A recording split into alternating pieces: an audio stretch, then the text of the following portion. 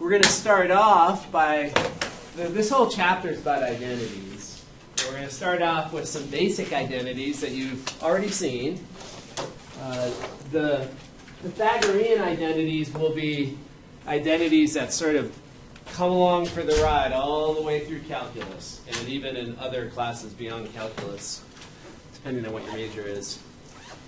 The first one is the one that you've all seen, and I've drawn geometric representations of them so that you can sort of have a picture. I think it's really helpful if you're trying to remember a formula. If you have a, bless you, if you have a picture to sort of get you on track. Just remembering formulas is difficult if you don't have any sort of image. If you're just trying to remember symbols. So if you have a picture, that can help you with recall, and it can help you understand the relationships better. And so let's just take a look at these three. The one on the left is the one that you're super familiar with. Sine squared plus cosine squared is 1. And this is an identity. Identities are true for all replacements of the variable. So when we look at sine squared plus cosine squared equals 1, it doesn't matter what alpha is. Alpha can be any angle. It's true no matter what alpha is. That's an identity. So it's an equation that's always true.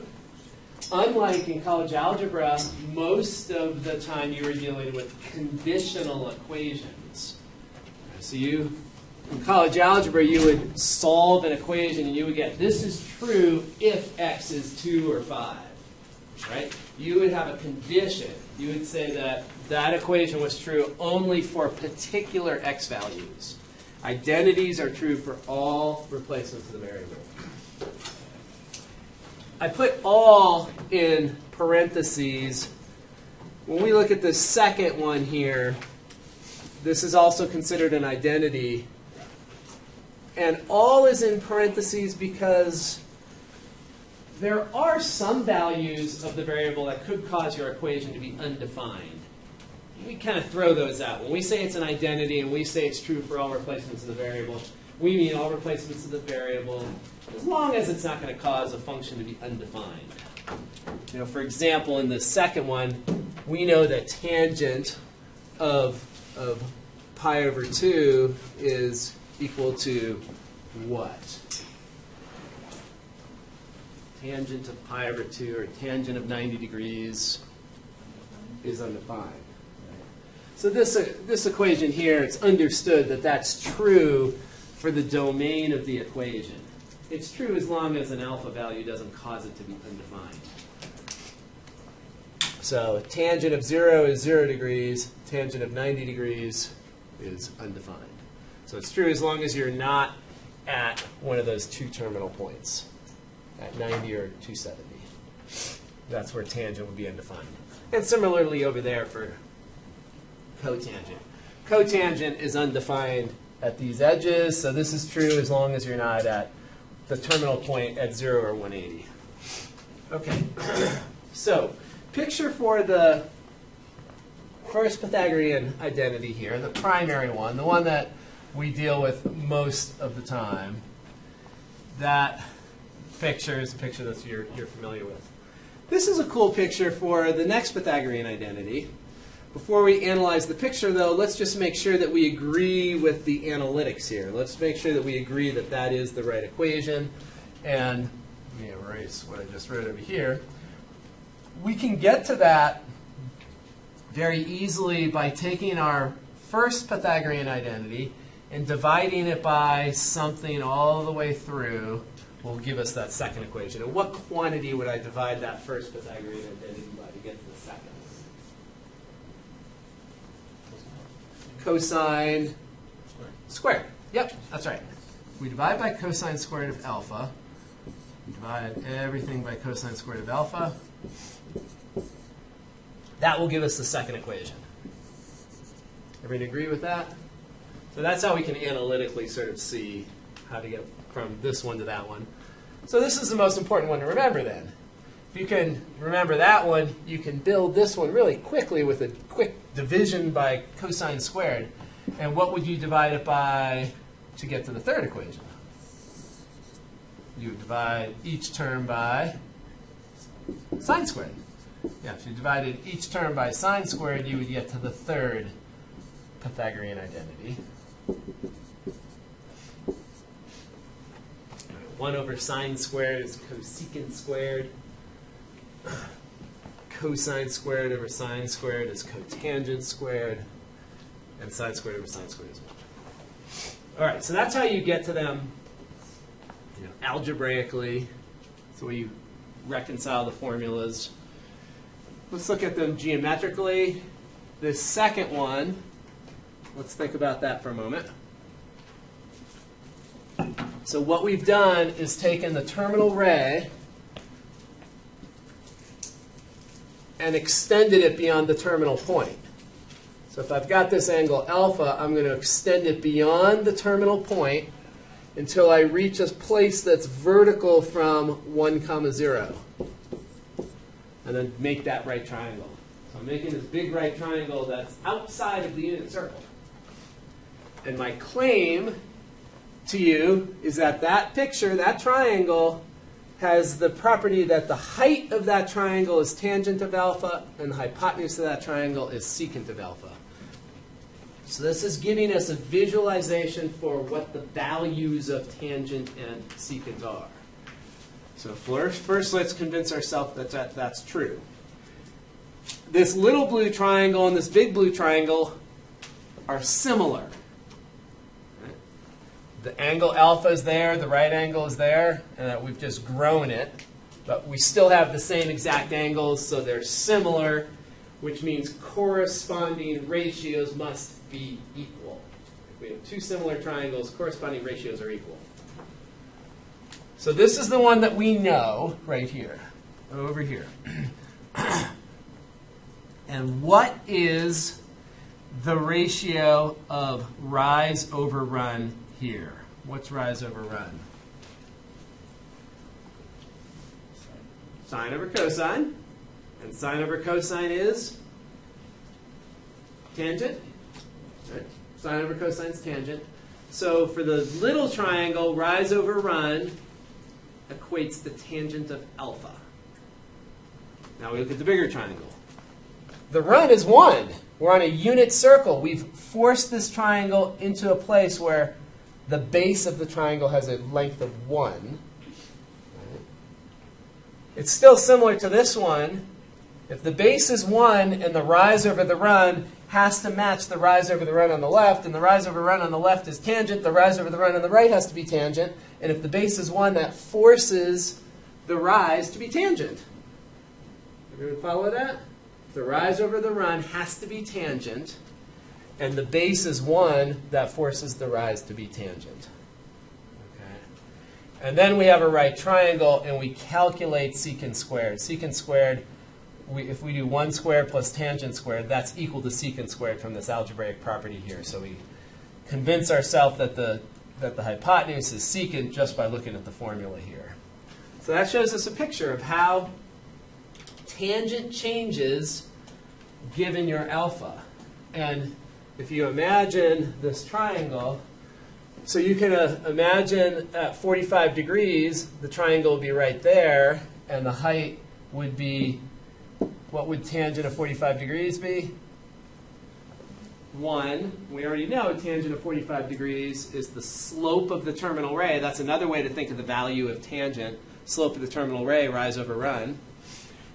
And you can see that as alpha rotates below 45 degrees, the value of tangent is going to be less than 1. As alpha rotates more than 45 degrees, the value of tangent is this height, and so that's bigger than 1. So as alpha passes 45 degrees, the value of tangent starts getting really large.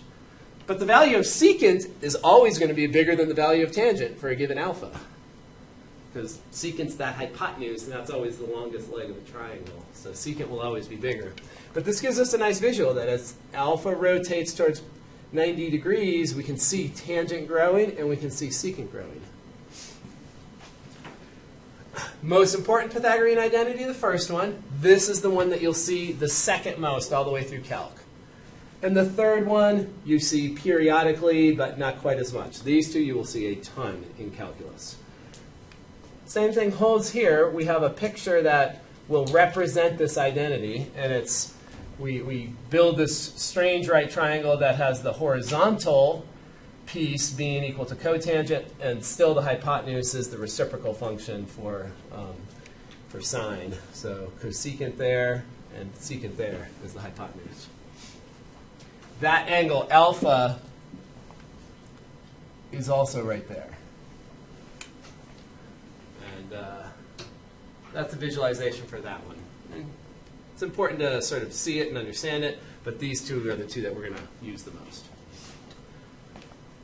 All right, so again, identities are equations that are true for all replacements of the variable. The first new identities you've probably never used before are these ones that we call the sum and difference identities. So if we look inside, what we're doing, we call them the sum and difference identities because we're either taking the difference of two angles or we're taking the sum of two angles. And you're the freshman dream when it comes to looking at that, when you see cosine of alpha minus beta, the freshman dream will be, oh, can't we just distribute the cosine to the two angles and do that? And the answer is a big resounding no. That does not work. So it's just like what you guys have all grown out of this bad habit, but lots of Math 121 students are still in this bad habit. Another big resounding no. You can't distribute a square root symbol. You can't distribute a cosine or any other trig function across a sum or difference. Can't do it.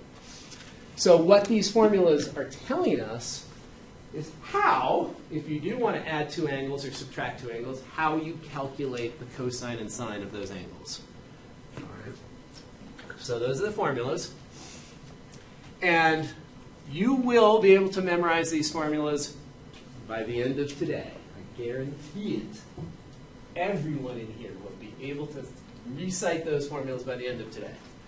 And the reason these are so important, in practice, when you look beyond this math class and you go to calculus, you don't often see places, well, you do see some, but not a ton of places where you use these directly.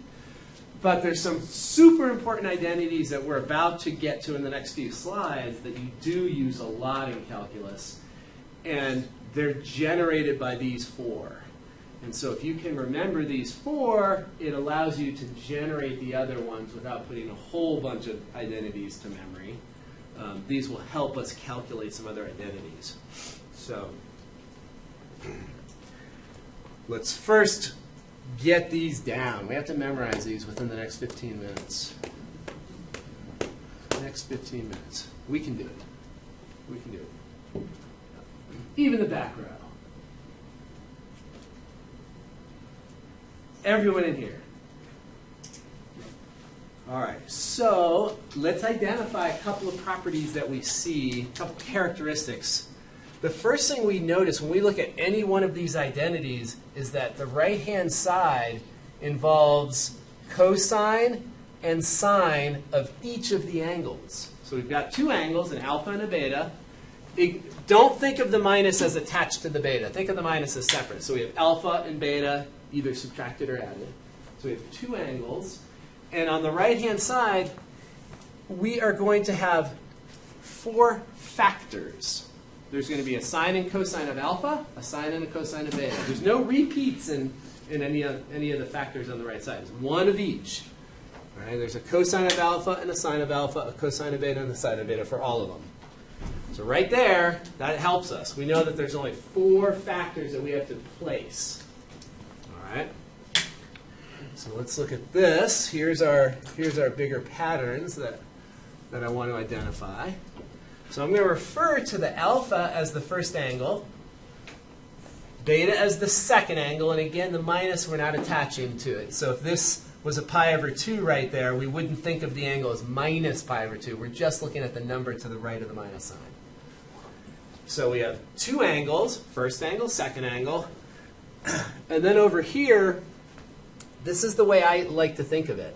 So let's first focus on the first factor. So this is the first factor of the first term. So remember that terms are separated by pluses and minuses. So we have one term, two term, one term, two term, one term, two term, one term, two term. So we have two terms for each. And within each term, there are two factors. So we'll talk about it like this. We'll talk about, okay, what's the first factor of the first term? What's the second factor of the first term? What's the first factor of the second term? What's the second factor of the second term? All right. And it's really easy to get the first factor of the first term. All you have to do is erase the second angle. Right? So if you just erase the second angle all the way down, and just cross that out, you get the first factor of the first term. So you get the first factor of the first term, erase beta. That's it. Everyone see how that matches? Sine of alpha, cosine of alpha, sine of alpha, cosine alpha. So erase beta to get the first factor. What we notice about the second factor all the way down, it's always cosine of beta all the way down. Right? All four of them have a cosine of beta. We're almost done because we know that there has to be a sine and cosine of alpha and a sine and a cosine of beta. So if we've already got two of the factors done, the other two factors are just the two remaining. They're the leftovers. So here's how we would say it. We'll worry about the signs in a minute, the pluses and minuses in a minute. So first factor, we erase the beta. Second factor is always cosine of the second angle, cosine of beta. And then I always will stack the angles. So I'm always going to put alpha first and beta second, always. And that helps. So we've done sine alpha, cosine beta. We jump over here to our alpha column. Oh, we already used sine, so this has to be cosine.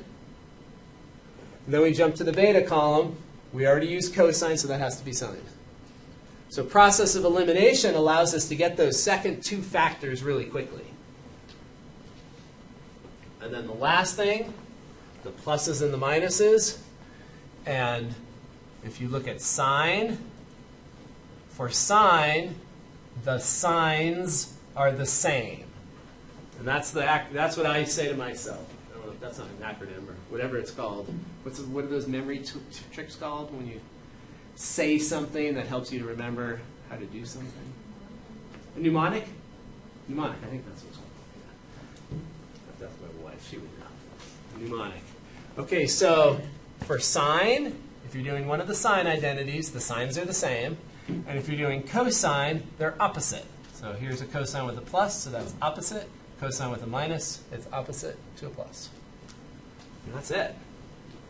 So let's practice them now. So let's see if we can get them. So this is a picture of the 24-sector circle. Each sector, if we do it in degrees, is 15 degrees. Each sector is pi over 12 if you break it down into radians. The book doesn't show you this picture. Most pre-calc books won't show you this picture.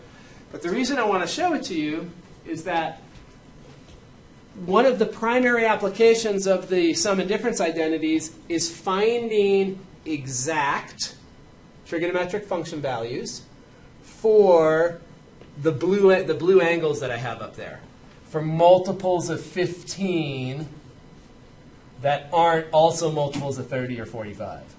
So those 8 points, if you look in any trig or pre-calc book, you're going to see the first problems they're going to ask you to do with the sum and difference identity is find exact values for these multiples of 15 that are on there. So I think it's really helpful to draw the circle because we already know, if we think about the 12-sector circle, we use symmetry on the 12-sector circle. We know that the long leg on the 12-sector circle is root 3 over 2. And we know the short leg is 1/2. And we use that symmetry to get the coordinates of all of the points on the 12-sector circle, those 8 intermediate points.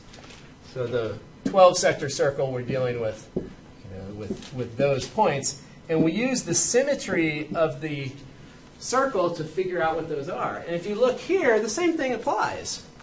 If you were to look at 15 degrees, the x value right there is that green segment, and the y value is that red segment.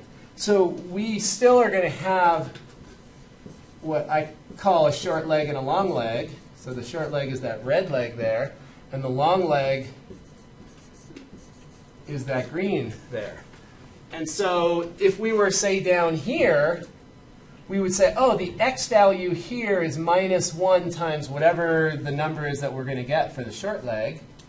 And then the y coordinate would be -1 times whatever we get for the long leg. So there's a ton of symmetry that's going to happen between those 8 blue points. We're still, for any one of those 8 blue points, we're going to have 2 numbers. We're going to have a short number and a long number, short leg and a long leg. So it's helpful, I think, to look at the geometry of this picture to aid us as we go through. All right, so sum and difference identities are used to find exact values for multiples of 15. And when I say multiples of 15, what I really am trying to emphasize here are the multiples of 15 that are not also multiples of 30 and 25. So it's the 8 blue points there. All right, so here is the standard first problem to find exact values for sine and cosine of 15 degrees. So our strategy. We know the exact values for 30, 45, and 60 right off the top of our head. Those 3 angles we know. And so the plan is to come up with a sum or a difference of those known angles that equals 15 degrees. And so what 2 angles can we take from those 3, 30, 45, and 60?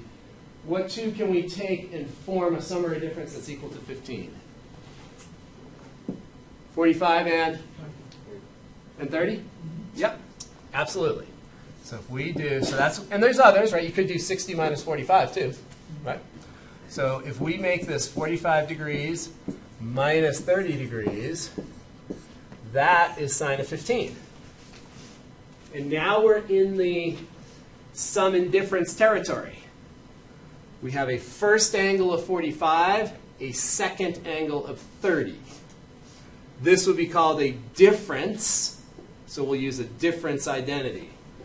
And to do that, we've got our 4 factors. We're going to have sine and cosine of 45, sine and cosine of 30. To get the first factor of the first term, we erase the second angle. So first factor, first term, sine 45. Sine 45. Second factor of the first term is going to be what? Cosine of beta, which is cosine of 30. Always. Second factor is always cosine of that second angle. Perfect. We're almost there. We have one more thinking piece. We have to get the plus or the minus down. Sine, same. So we do a minus.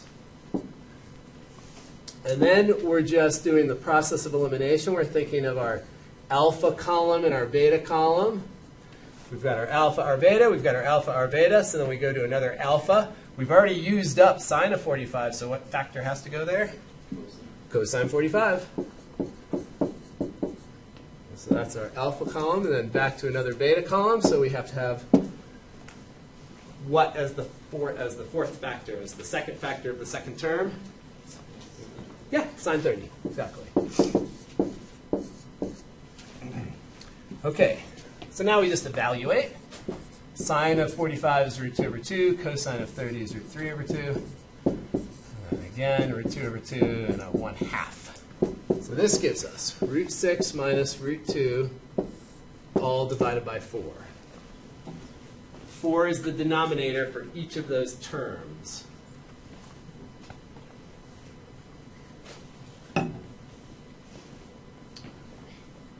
If we want to get a decimal approximation, we could type it into the calculator if you want to get an approximation. let's identify whether this would be the short leg or the long leg on that 24-sector circle. What do you think? Short or long? Short. Let's look at the picture. Oh, where'd the picture go? I guess I jumped past it somehow. Oh, it's on the same page. All right. So sine of 15, the coordinates of this terminal point right there are cosine 15, sine 15.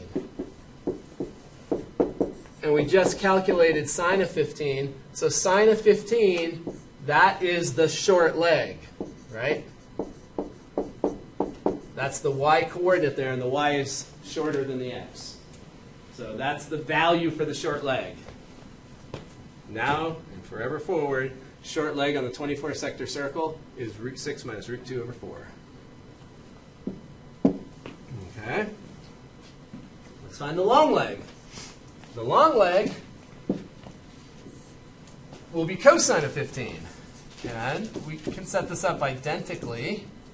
Let's do it differently, though, just to mix it up. Let's do 60 and 45 this time. Doesn't matter. As long as our two angles that we know add or subtract to whatever our target angle is, it will work.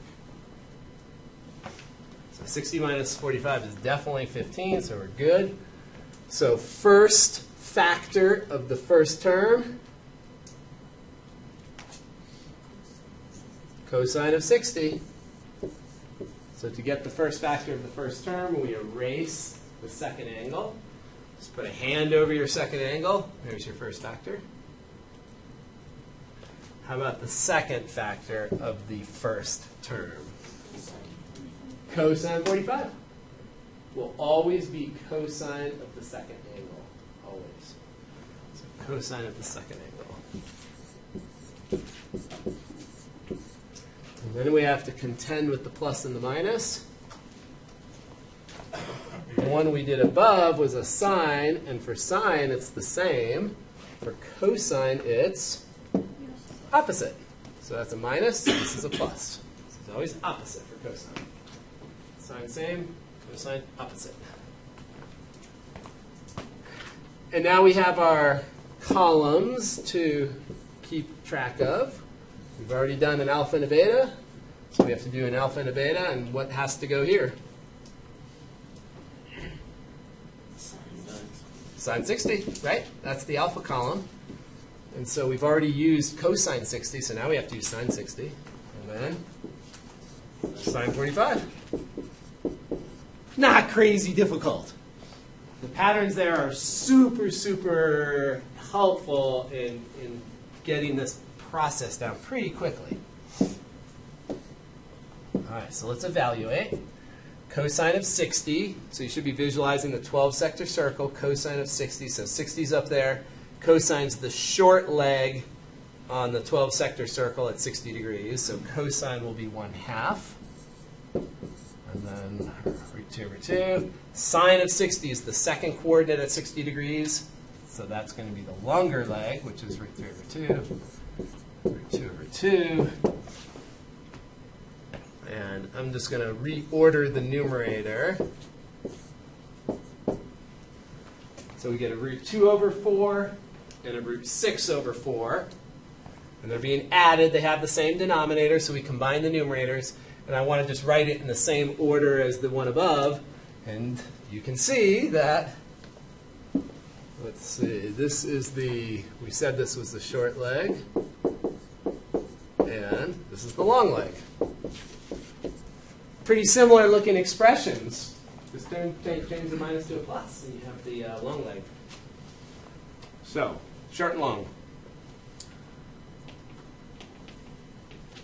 Any questions? Because this is going to be super important. So, let's get any questions out of the way. If you have any subtle questions, anything that's nagging at you. That one. Mm-hmm. That it? We get the second cosine again? Second, This one right here? Yeah. So the pattern with our identities is that the second factor is always cosine of the second angle. So no matter what, all four of them have cosine of beta for the second factor of the first term. So all the way down, every one of them has that pattern. So when we look at this problem, 45 degrees is our second angle, so it's got to be cosine of 45 degrees. So it will always be cosine of the second angle. So if you look at that pattern again, this will always be cosine of beta, which forces this to always be sine of beta, all the way down. All right, so now we have our long leg and our short leg for the 24-sector circle, which means we probably could do this geometrically now without even doing the math, but don't do that. We need to get the math down. Got to get the math down. All right, so 225 and cosine and sine of 255. All right, that's not 30, 45, and 60. We can't combine those three super easily to get this. But these are known angles, right? They're multiples of, which one is that a multiple of, 45 or 30? Definitely not 30, right? Because the 30, if we think about the multiples of 30, they're all going to have zeros on the end. So if we're thinking about, oh, should I try an 8-sector circle or a 12-sector circle, let's go with the 8. Right? Let's go with the 8. Because the 8 is probably going to be the one. There are some where you could use either, you know. It's possible for sure that you could use either in some cases. Here, though, if it's definitely between the 30 or the 45, we'll opt for the 45 because there's a 5 at the end of the angle. All right, so 255. We know 180 degrees is right there. And then, oh, I said something that I want to retract. The 255 is not a multiple of 45. It's not a multiple of 45, or we would be done. We already know how to do multiples of 45. What we're trying to do is look at the circle and pick a multiple of 45 that's close to it that we can then use with the sum or difference. So it's not. I actually don't want that circle. I actually want the 24-sector one, so that we can try to use a picture here. So 255 is a multiple of 15. That's the whole point. We're trying to find multiples of 15. Sorry about that. Okay, so down here is 270, and 270 is 15 more than 255. So there is the angle we're trying to target. Right there. And so what I meant to use the 8-sector circle for was to say, what is the closest multiple of 45? And right there is going to be the closest multiple of 45. Right there. So here's what we could do. We can take that closest multiple of 45 that we know, and then how many degrees are we adding to it to get to our blue dot? 30. Exactly. So we could do that. Or we could choose that one right there. That's a known angle right there on the 12-sector circle. And what would we add to that one if we were going to use that one? That would be, so each one of these sectors is 15 degrees. So to go from there to there, we would have to add 45. Right. So these angles, let's write them up here. So this one is 255 degrees right there. And this one over here is 180 plus 30. So that one's at 210 degrees. And the one right there in the middle is 225 degrees. So 225 is that one. So we have a couple of choices there. Most of us like addition better than subtraction. So most of us would choose to either use the 225 and add 30 or the 210 and add 45. But you could, if you want to be fancy or if you really love subtraction, you could come over here to this angle. If you wanted to use that angle and come across, what would you be doing there? You would be, if you start there, you would subtract 45 degrees. Or you could come to this known angle right there and subtract 60 degrees. Yeah. So lots of choices. Most of us would choose the addition option just because it's a little bit simpler. And so let's do that. So let's do sine of 255.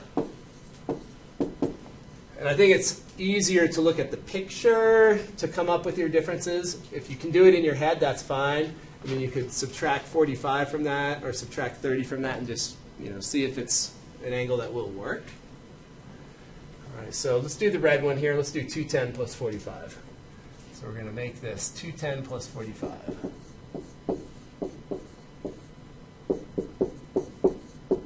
Okay. And at 210, we could, so this terminal point right here at 210, that's on a 12-sector circle. The coordinates there are minus root 3 over 2, comma, minus 1/2. Those are our coordinates at 210. The long leg is negative, and it's in the x position. And then negative 1/2, that's the short leg in the y position. So let's do our sine of a sum. So what's the first factor of the first term? What was that, Richard? Sine. Sine of 210. Second factor, first term? Cosine 45. Same all the way. Cosine 45. Plus or minus? Plus! So for sine, it's the same. Troublemaker. Sine, it's the same. Sine, same. Cosine, opposite. How about second? The second term, first factor of the second term? Cosine 210, right? And then sine 45. Good. All right, so now we evaluate. Sine of 210 degrees, we come to our 210 degree terminal ray right there. Sine is the second coordinate, so negative 1/2. Cosine 45, root 2 over 2. And then I'm going to leave off the plus because what I know is about to happen. Cosine of 210 is the x value here. The x value is minus root 3 over 2, so we're going to end up with subtraction. All right. So this is minus. I want to carefully do this because there's some errors that I see a lot just sort of notationally with this when there's a minus sign there. Okay, so the denominators are the same, so we can combine those. Yeah? Now here is how you can combine these correctly. And this is where you see all sorts of weird things here. So, one possibility is this. Make this minus root 2, minus root 6, and that denominator, that fraction bar better come way out to the left. That minus in front of the root 2 is attached to that root 2. So that is completely in the numerator. You do not want to write this as, like this. That is not right. That indicates that the minus is out in front and that it then has to distribute to the numerator, which would give minus root 2 plus root 6. So you've got to be really careful there. If you want to put your minus out in front, which is totally fine, you can do that. But this is how it would look. If you put the minus all the way out in front, then it should be root 6 plus root 2 over 4. So if that minus is all the way out in front, it has to be factored out of both of those numerator terms. And if we're thinking about the geometry of this, our target angles is 255, and we were finding the sine, which is the y value. So is sine of 255 corresponding to the long leg or the short leg in the 24-sector circle? So sine is always the y coordinate. Just a question. Sure. How do we go from adding to subtracting? adding to right here, or here. So that became subtraction because cosine of 210 is a negative number. All right, so this right here is negative, which is, so we would have plus a minus, and that plus minus would combine to a minus. All right, so let's make sure we're clear. Is it the long leg or the short leg? Long. Because sine is the second coordinate, the y-coordinate. So we're finding the y-coordinate at that blue dot. And the y-coordinate is definitely longer than the x-coordinate there, isn't it? If we, let's see, where are my highlighters? So there's the x-coordinate of the blue dot, and then there's the y-coordinate of the blue dot. So that y-coordinate is definitely longer. So we're trying to find the long leg. So if we go back and look at our values for the long leg and the short leg, what we found was that the long leg was root 6 plus root 2 over 4. And that matches. We have the long leg, but we have a minus in front because we're in quadrant 3. So we've taken the long leg, root 6 plus root 2 over 4, multiplied it by minus 1 because we're in quad 3. All right, so that's, whoops, there's our sine value. Let's review down. Let's do cosine then. So cosine of, and we did 210 plus 45. Let's mix it up a little. So now let's do 225 plus 30 for this one. So we're going to do 225 plus 30. All right, first factor is cosine of 225. Second factor is always cosine of the second angle, so that's cosine 30. That's our first part. And should the sign in the middle be plus or minus? Minus. Sine would be the same, but this is cosine, so it's opposite. Well, we have a cosine cosine, so now we need a sine sine.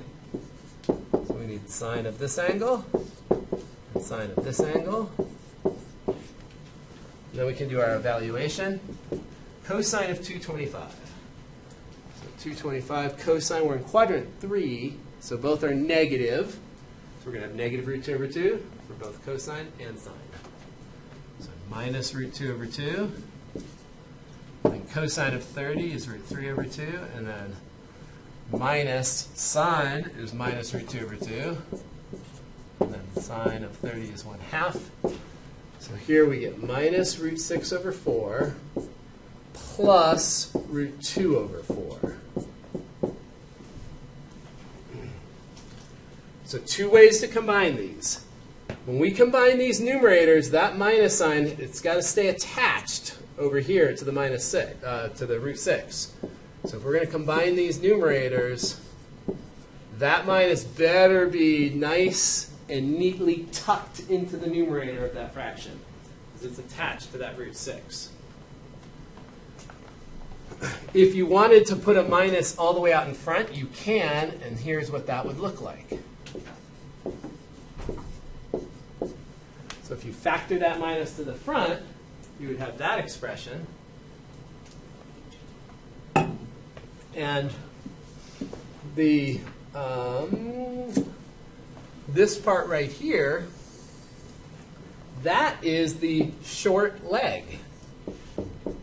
Right? The short leg was root 6 minus root 2 over 4. And so what we have here is the opposite of the short leg. Let's look at our picture. We're finding cosine, which is the x-coordinate. That's definitely the short leg. And if the short leg value is root 6 minus root 2 over 4, but we're in quadrant 3, we would put a minus in front. So the geometry of it matches. So we know that we did it right. So that is our answer right there.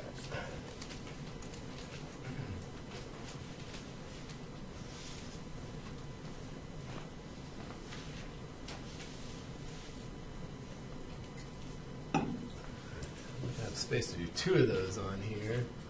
Let's take one of these and move it to a new page.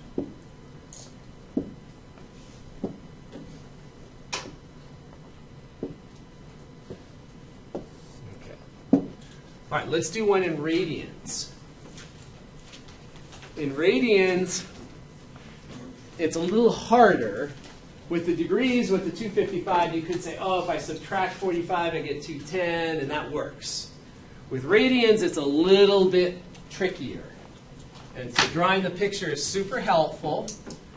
It's also super helpful if you think about your three primary angles and you get a common denominator of 12 for each of them. So that 24-sector circle is broken into each sector as 15 degrees, or if you're in radians, pi over 12 radians. So you could do this kind of thing where you write each of your primary three angles, you could write those with a denominator of 12. So that the angles you're combining all have 12. Then it's a little bit easier. You might be able to come up with some sort of combination of these to get to 11 pi over 12. Now, I want to draw the 24-sector circle. Let's figure out where exactly we are and see if that will help us. Okay, so first off, 11 pi over 12. These are pi over 12 sectors, so you can keep it simple and just say 1, 2, 3, 4, 5, 6, 7, 8, 9, 10, 11. Right there.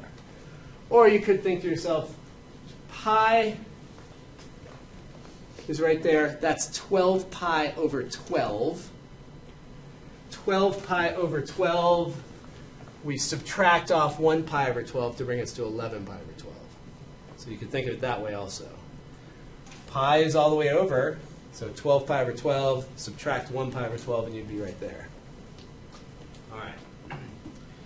So let's figure out what we want to use as the angle that we want to start with. We could start here and add 30, or start there and add 45. We can't start here, though, because then we have to add 15, and 15s we don't know. Right? We don't do 15s. We need a 30 or a 45. So let's go with the 30. So right there, that's 30 degrees.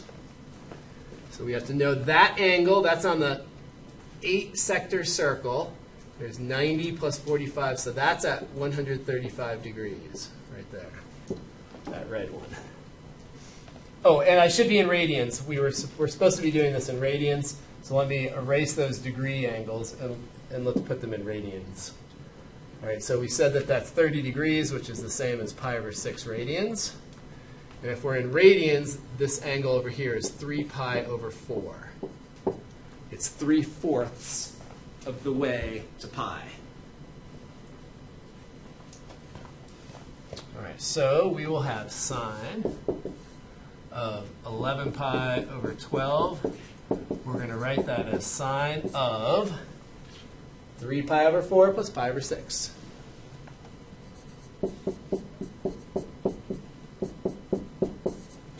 Double check.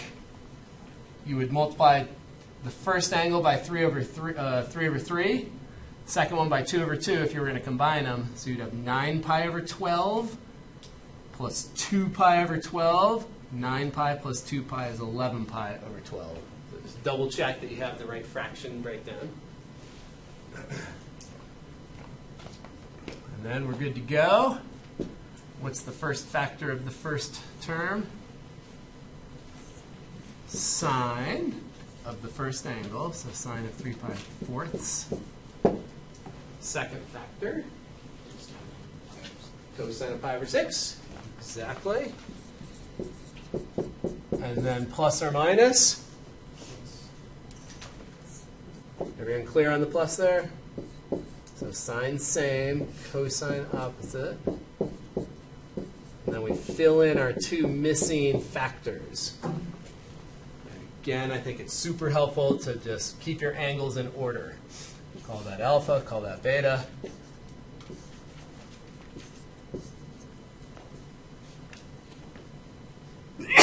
Ooh, excuse me. Thank you. All right, so that is our breakdown. And then we're going to go to our evaluation. Sine of 3 pi over 4, we can look at our picture. right there. We know we're on the 8th sector, so it's a root 2 over 2. It's positive for sine, so that's root 2 over 2. Cosine of pi over 6 is root 3 over 2. Cosine of 3 pi over 4. How about that? So for 3 pi over 4, cosine would be negative square root 2 over 2. So I can erase this plus here because it just turned into a minus. And then sine of pi over 6, the same as sine of 30, is 1/2. So here we end up with root 6 minus root 2 all divided by 4. And that is the long leg.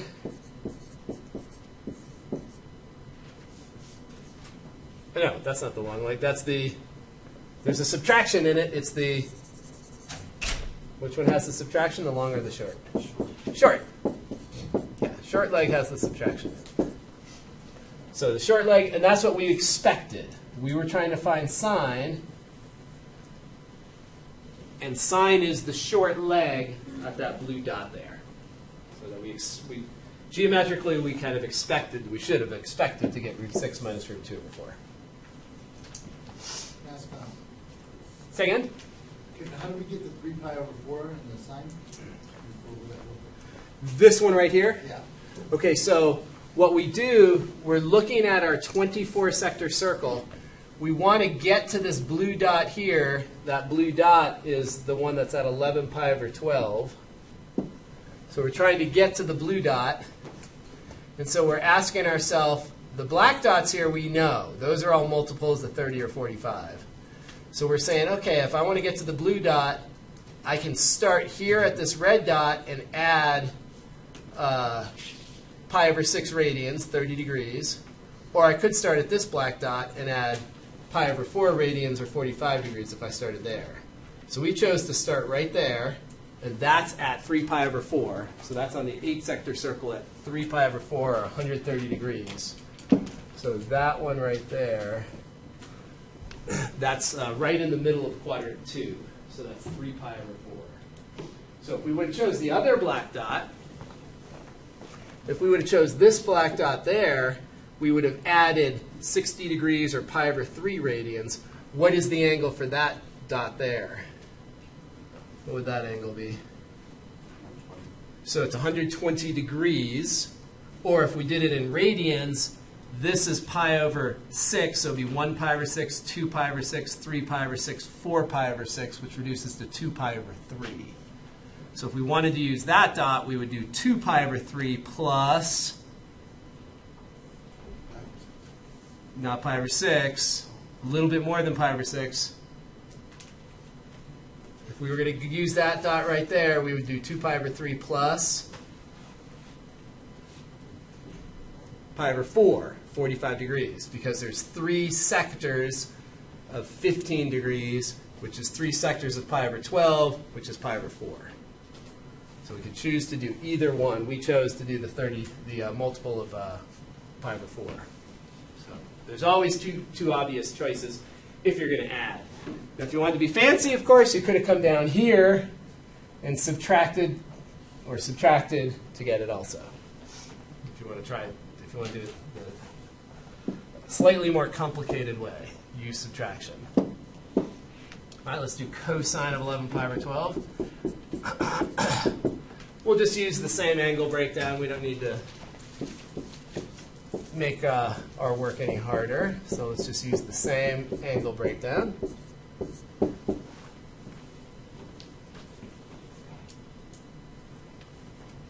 And we know what we're trying to get here. When we look at our picture, we know we're actually trying to get the negative of the long leg. Because we're in quadrant 2 where x's are negative, so we're trying to get the long leg, but we're in quadrant 2, so it would be minus 1 times the long leg. So we kind of know what our answer is going to be. It should be minus 1 times root 6 plus root 2 over 4. Kind of know that. All right, first factor, first term. Cosine of the first angle, 3 pi over 4. And then it's always cosine of the second angle. So we have a cosine, cosine, and then it should be plus or minus.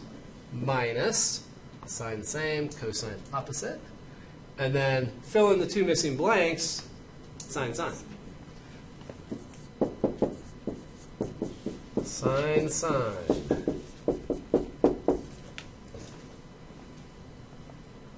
All right. Cosine of 3 pi over 4. It's on our circle up there. It's an 8th sector. We're in quadrant 2, so it's going to be negative root 2 over 2. Cosine pi over 6, root 3 over 2. And then sine of 3 pi over 4. We're in quadrant 2. Sine is positive, so root 2 over 2. Positive root 2 over 2. And then sine of pi over 6 and a half. So we end up with minus root 6 over 4 minus root 2 over 4, which you can write one of two ways. And if you write it this way, totally fine. Just make sure that that minus is attached to the root 6, and it's tucked up in the numerator. Don't make it ambiguous for me to try to figure out what you mean. And if you wanted to put it all the way in front, it would look like this. So either of those is totally correct. The second one is more, it illustrates the geometry more. This tells us that it's minus 1 times the length of the long leg, which is what we know we're trying to find in quadrant 2. The long leg is the x value, and then it's negative because we're in quadrant 2.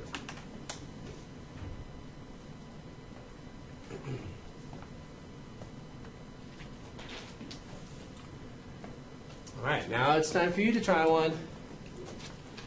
Yikes! All right, here goes. So, and another strategy, which I'm totally fine with, if you want to convert your radian, if you're given a radian angle and you're just freaking out, convert it to degrees.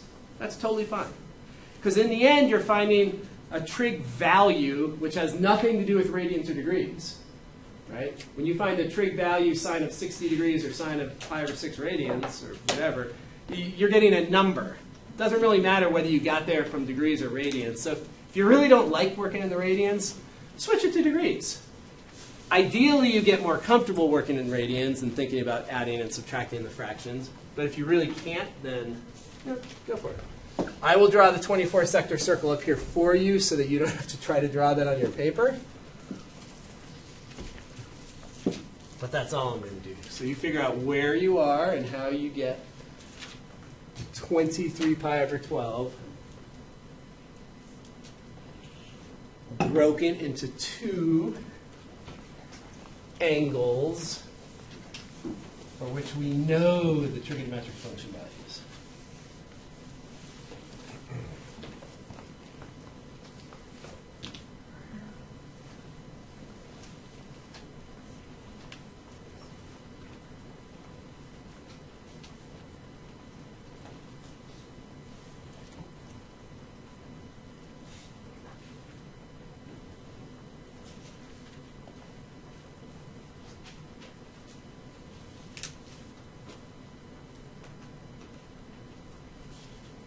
Any trouble with any individual piece of this new process? Raise your hand. If that makes you uncomfortable, you can just grunt. One of us will come by and appease you. Yeah, printing out that 24-sector circle that's on our content tab, that's helpful. If you print out a copy of that 24-sector circle, it'll help a lot with these. Having colored pens also helps with these. So you don't jump by 30 instead of 15. It's really easy to jump by the wrong amount.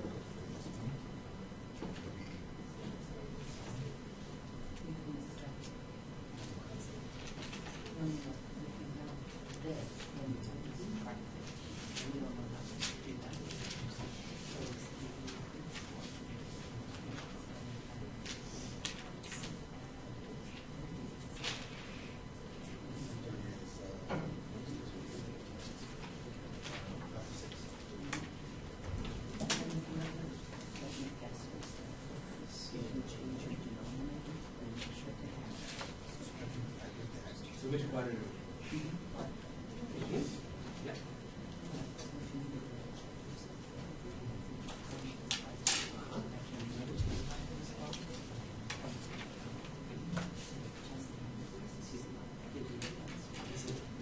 The radiant resistance. Yeah. Radiant resistance, that's like trying to get middle kids to shower. Middle school years. They don't want to shower just like you guys don't want to deal with radians. My 12-year-old this morning was like, you can shower yesterday. I was like, at least once every 2 days.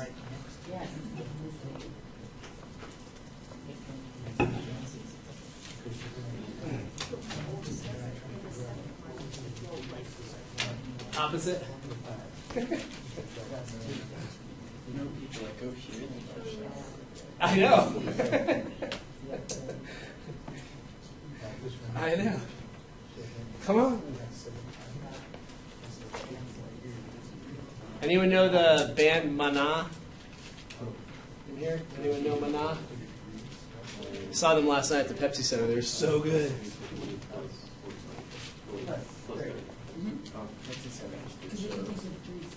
Yeah, 2 nights ago. My niece went to Blink on Tuesday night. They were right next to, they were on the lower deck, and there was 2 guys that got into an altercation. One of them pushed the other guy off the balcony and fell 15, 18 feet down and landed on his back floor. They had to shoot him off to the emergency room. Not good. Blink. I wouldn't think that would be something super violent. I know. It's not what I would have expected. I mean, I think they're touring with a heavier band right now. No. Still. Oh, that could be. Yeah. So I've been to the other band shows too, and they're not. Who was the other band that opened for? I didn't remember. I think. I don't know if they're still doing it. My niece loved it. She had a great time. They put on a really good show.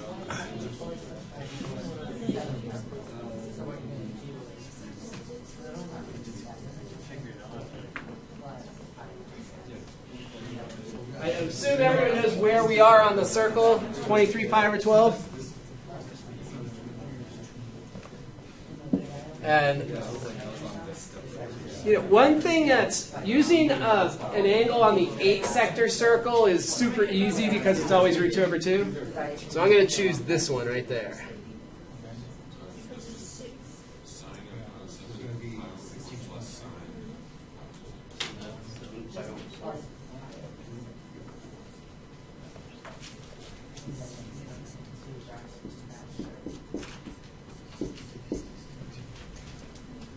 So those are the 2 I'm going to choose. When you look up there, does that make sense to you? Choosing the 7 pi over 4. Again, I think choosing the multiple on an 8-sector circle is easier. You're less likely to make a mistake because you know you're dealing with root 2 over 2 for both coordinates.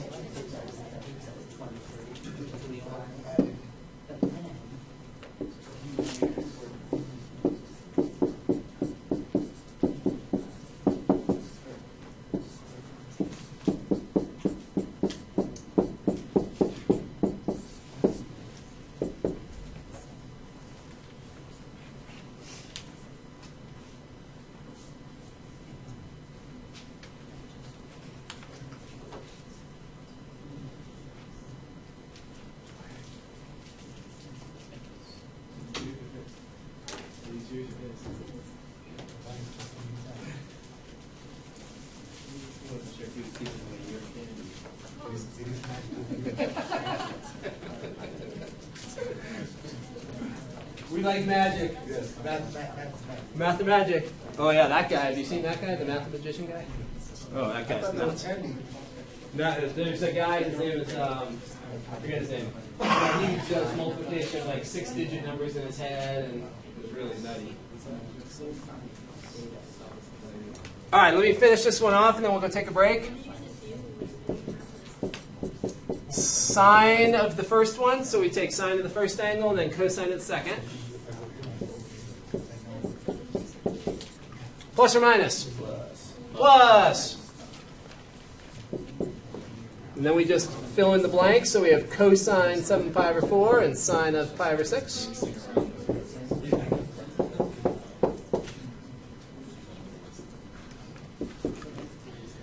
Sine of 7 pi over 4, that's the second coordinate, so it's negative, and it's a multiple of pi over 4, so that's good. It's a root 2 over 2. That tends to be easier to not make a mistake with. Cosine of pi over 6 is root 3 over 2. Cosine of 7 pi over 4, again, we're dealing with a multiple of pi over 4. It's going to be positive this time, root 2 over 2. And then sine of pi over 6 is a half. So we get minus root 6 over 4 plus root 2 over 4. So the two ways to write this are as follows. You could write this as minus root 6 plus root 2 tucked into the numerator. Totally fine. Or if you factor out your minus, you would actually write it like this. Those are the same. The second one illustrates that it's minus 1 times the short leg.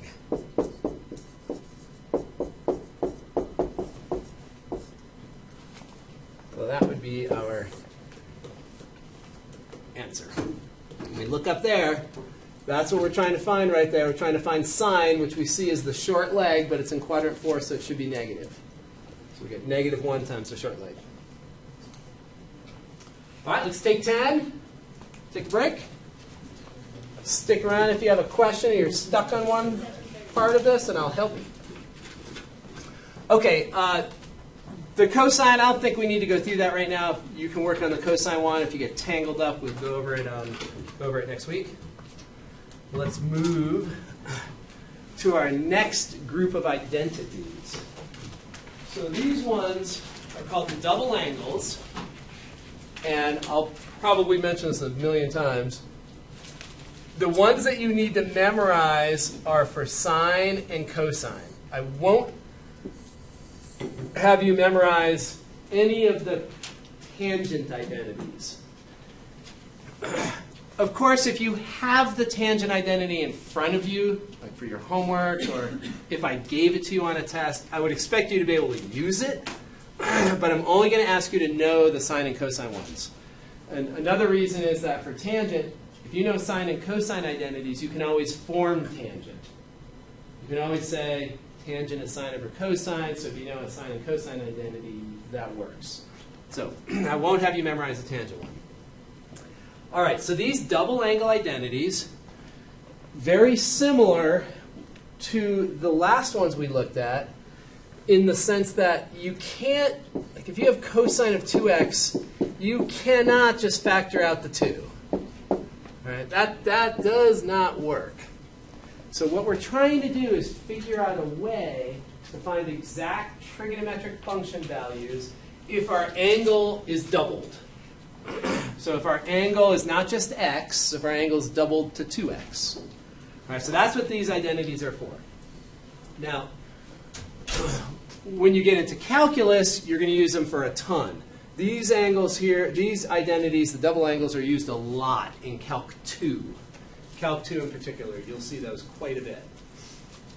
All right, so let's, and one thing to notice before I do calculations, the one here, there's only one version of sine 2x. It's 2 sine x cosine x. But for cosine of 2x, we have 3 different forms. We have this one as the primary identity, and then we have these 2 alternatives. And we'll figure out when using an alternative is better than the primary. It kind of depends on the context. All right, but first let's get the sine one down. Do you agree that 2x is the same as x plus x? Yep. Now it looks like a sum identity. We just did sine of a sum. We just did sine of alpha plus beta. So this is really just sine of alpha plus beta, where alpha and beta are both x. Agree? So we distribute sine to the first angle, which is called x. And then it's always cosine of the second angle, But that angle is also x. And then should we put a plus or a minus? Plus, sign same. And now we fill in our columns. We still in our heads can be thinking of the left column as alpha, so that's the alpha column. That's the beta column, even though they're exactly the same. So we have sine x, so if we're going to do this in the exact way we did it before, we would have that. So both of our terms are sine times cosine. They have the same angle, so they're actually like. That allows us to write this as 2 sine x cosine x. Right? Sine x times cosine x, that's the same as cosine x times sine x, commutative law of multiplication. So we can add those together and get 2 sine x cosine x. So that's our identity. If we have sine of 2x, we can rewrite it as 2 sine cosine. Similarly, for cosine, we'll do the same type of thing. We'll say, oh, let's just separate this into x plus x. We erase beta. We always have cosine of the second angle, cosine of beta. Plus or minus? Minus. Sine same, cosine opposite. And we have a sine sine.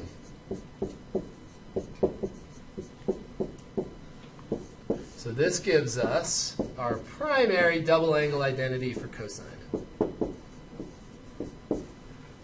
Cosine squared minus sine squared.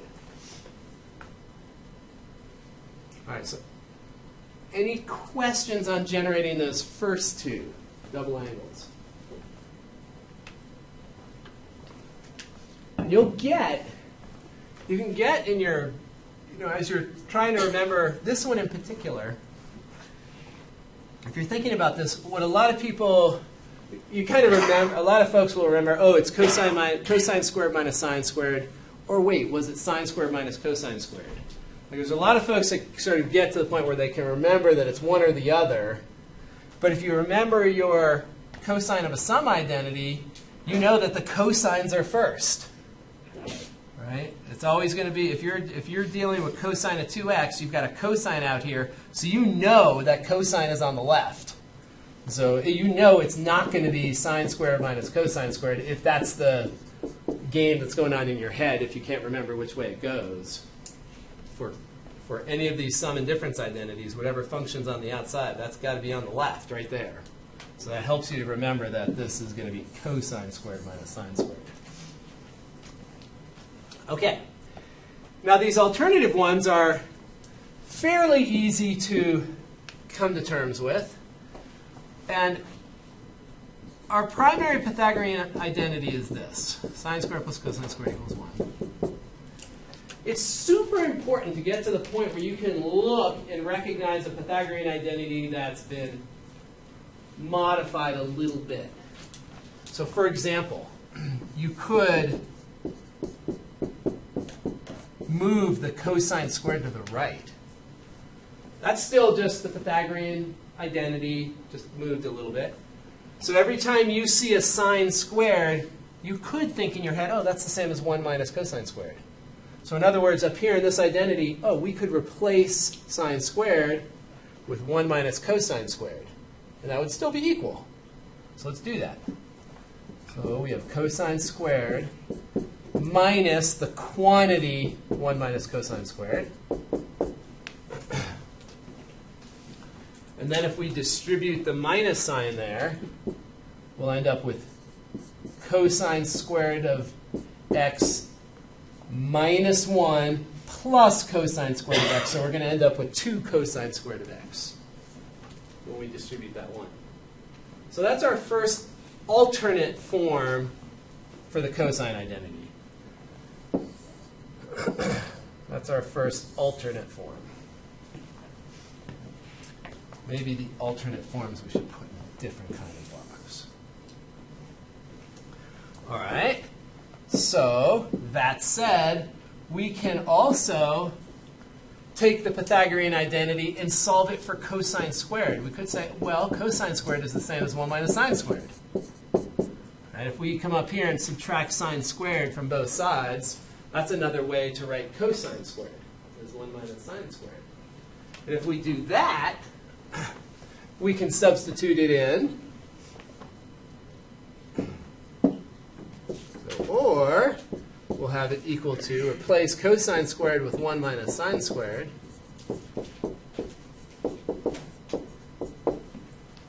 Then we have 1 minus 2 sine squared.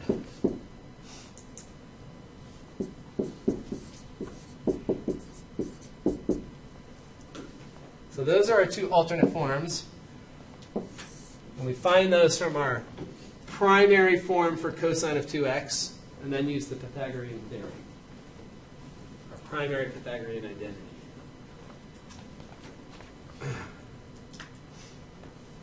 Okay. Let's apply these. Let's use them. Find the exact value of sine 2 theta, cosine 2 theta, tangent 2 theta. And then figure out what quadrant 2 theta is in. Right now we have a picture of 1 theta. There's theta. So they've drawn a picture for us. They didn't have to. They told us that the tangent of theta was negative 15 over 8 and that theta was in quadrant 2. Oh, I drew that for you. They didn't draw it, I guess. I drew it. Yeah. I was thinking, wow, that's so nice of them. It wasn't nice of them. It was nice of me. I'm the one that drew that picture. All right, so quadrant 2, tangent is negative. And I drew it pretty steep because this is about negative 2. So we know slope of negative 1 is about there. So I just kind of guesstimated the slope of about negative 2. All right, so we have that picture right there. That's where theta is. Theta is in quadrant 2. Now, in order to find sine of 2 theta, let's look at our identity, we need to know sine of 1 theta and cosine of 1 theta. And if we're going to figure out sine of 2x, we need sine of 1x and cosine of 1x. So let's go back here. We have tangent of 1 theta, tangent of theta. So from that information, we somehow have to find sine of theta and cosine of theta before we can do anything. That's the first step. Find sine and cosine of 1 theta. All right, and this should be old news. Tangent minus 15 over 8. So what we're going to do is form coordinates for a point in quadrant 2. We know that tangent is rise over run. We know that it's y over x. So if it's y over x, we know that we need to have a 15 and an 8. And that would be y over x, but the negative has to go with one of those. And which one should the negative go with? 8, because we're in quadrant 2, where x is negative and y is positive. So that matches. Right? Tangent of that angle will be 15 over negative 8, which is negative 15 eighths. And then what's the other thing we have to find if we're going to figure out sine and cosine of theta? We have to figure out hypotenuse, r. We have to find the hypotenuse there, exactly. So we come off to the side, and we know that r squared is equal to x squared plus y squared. So we know that r squared is going to be equal to negative 8 quantity squared.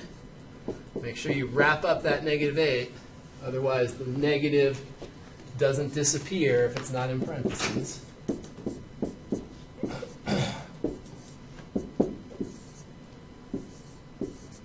with that. Bless you.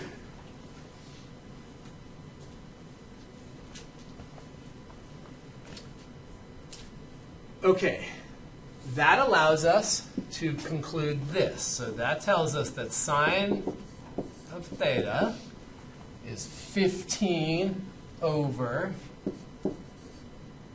I didn't finish that. I didn't take the square root yet, did I? Yeah, so r will equal positive 17. Thank you. So that's r squared. So 15 over 17. And cosine of theta will equal negative 8 over 17.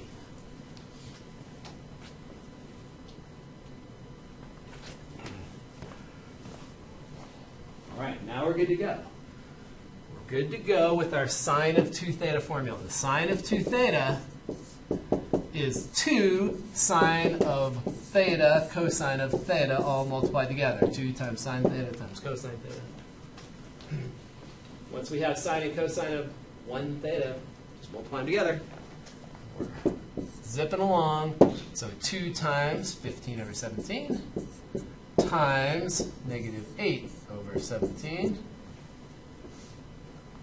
In the numerator, what's that? 80 plus 40 is 120. Doubled is 240. And then 289. Now there's going to be no common factors there, so that's going to be our final answer. Final answer. Any questions on any step there? So the first piece is really from exam 1. We've got a point on the terminal ray. How do we find sine and cosine? Once we have sine and cosine, the new stuff is that, oh, sine of 2 theta, we have to use a formula to calculate what that value is. Get that. All right, cosine of 2 theta. That we just saw was cosine squared of theta minus sine squared of theta. Again, once we have sine and cosine of theta, we can just plug and chug it. So we'll plug in the cosine value. Make sure we wrap it in parentheses because we're squaring the whole quantity.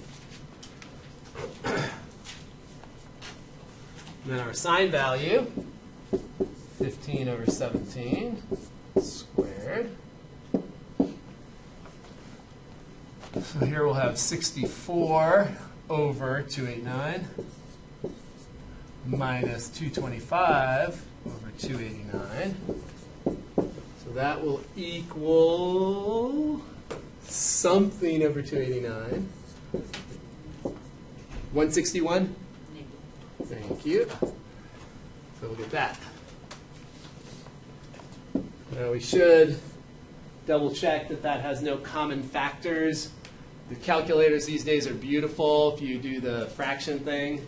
I don't think there's any common factors in there because the only possible common factor is 17, and I don't think 17 goes into that because 10 times 17 is 170. So,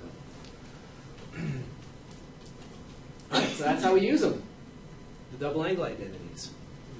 Not too crazy. So how can cosine and sine disappear? Is it just because you're replacing? From here to here? Yeah. Right. So the cosine of theta has a value of negative 8 over 17.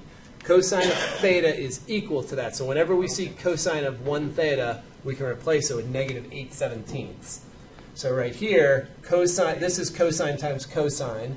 So it's negative 8/17 times negative 8/17. So we'll use the exponent of 2. And then same with that one. So we're substituting in its value. Okay. Mm-hmm.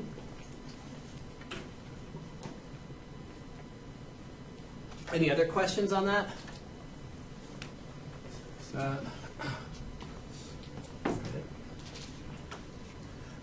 Now, it asked for tangent of 2 theta also. So, again, I'm not going to ask you to remember a formula for tangent of 2 theta. If we have sine of 2 theta and cosine of 2 theta, if we divide them, we'll get tangent of 2 theta. So let's do it that way. I think that's the approach that makes the most sense. So tan 2 theta, instead of remembering a whole other formula, we know that that's sine of 2 theta over cosine 2 theta. Sine of 2 theta is up there. Negative 240 divided by 289. And then we're going to multiply that by the reciprocal of cosine 2 theta. And if we're dividing by cosine 2 theta, that's the same as multiplying by the reciprocal. So if we multiply by the reciprocal, we're going to put the 289 in the numerator and the 161 in the denominator. So then our minuses will turn into a plus, and the 289s will cancel. So we'll end up with 240 over 161. And I believe, again, I don't think there's any common factors there, but if you type it into our modern day calculator, turn it into a fraction, it will tell us. All right. So now, we started with information about 1 theta, and that was in quadrant 2. 1 theta was in quadrant 2. We now have information about 2 theta. The last piece of the question said, what quadrant does 2 theta live in? So let's look. We have a tangent value that's positive, a cosine value that's negative, and a sine value that's negative. So what quadrant does that have to be? 3, right? So 2 theta is in quadrant 3. 2 theta is in quadrant 3. Do you think that 2 theta is always in quadrant 3 if 1 theta is in quadrant 2? Yeah, no. Right. So, and what matters is the side that theta is in. So if theta was in this side versus this side of quadrant 2. So if theta is up in here, then 2 theta is in fact going to be in quadrant 3. If you take that dotted line as at 135, and if you double that, you get 270, which is directly below. If theta is more than 135, doubling it's going to be more than 270. So that would be over here. That would be your 2 theta would be in quadrant 4. So, yeah, it just takes a little bit of analysis.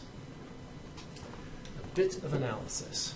All right, so that answers that one. Okay. So I want to just do a little algebraic exercise here. I've taken both of the alternate forms for cosine 2x. I want you to just quickly solve this one for sine squared, solve that one for cosine squared. Just as a quick algebraic exercise, make sure it's clear to you, bless you, how you isolate sine squared or cosine squared.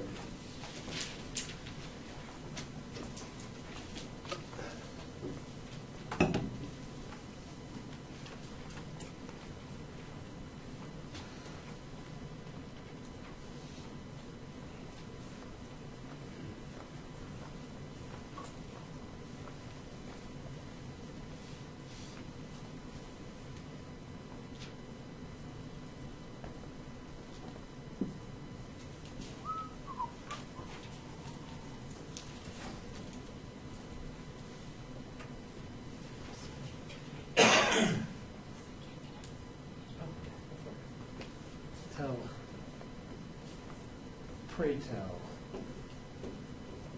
You said for tomorrow? Tutoring tomorrow? Not At 12. at 12?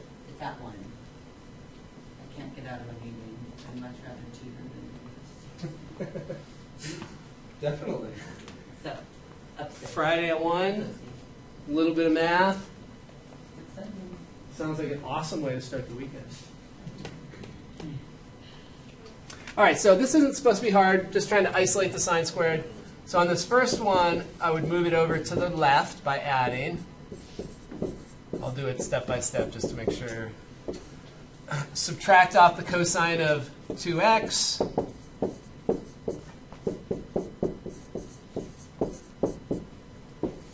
And you end up with sine squared of x is equal to, there's 2 ways that you'll see this written.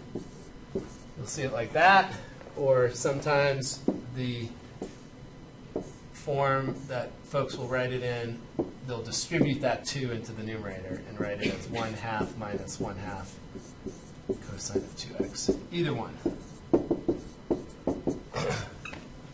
All right, and this one is very similar. You end up with 1/2 plus 1/2 cosine of 2x.